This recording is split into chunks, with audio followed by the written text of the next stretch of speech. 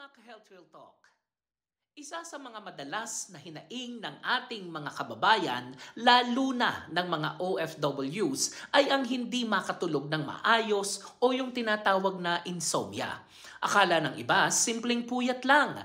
Pero kapag paulit-ulit na ito ay seryosong usapin ng kalusugan. Ano nga ba ang insomnia? Ang insomnia ay isang sleep disorder kung saan hirap kang matulog, hirap manatiling matulog, o maaga kang nagigising at hindi na makabalik sa tulog.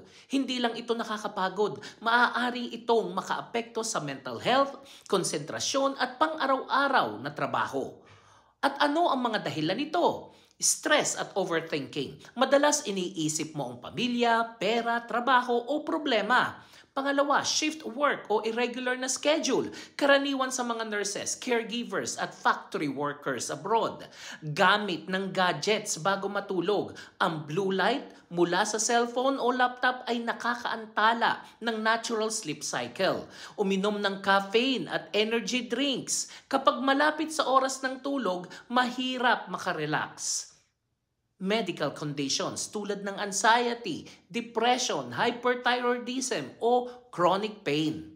Epekto ng matagal na insomnia, pagkahapo at antok sa trabaho, nagdudulot ng pagkakamali at aksidente, mahinang memorya at pag-focus, nakakaapekto sa performance at relasyon sa iba. Risk sa kalusugan, mataas na posibilidad ng hypertension, diabetes, obesity at heart problems. Mental health issues, mas mataas ang tsansa ng anxiety at depression.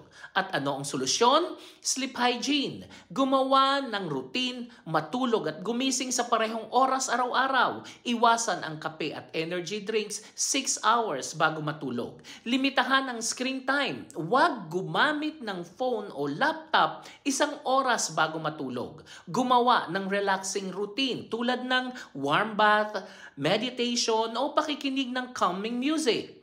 Exercise regularly pero hindi malapit sa oras ng pagtulog.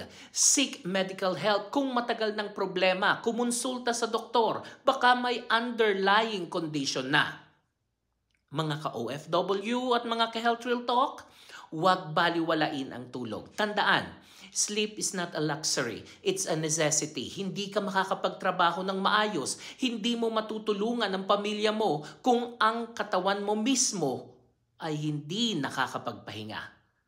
Ako po si Arlene para sa Health Real Talk. Have a nice day, everyone.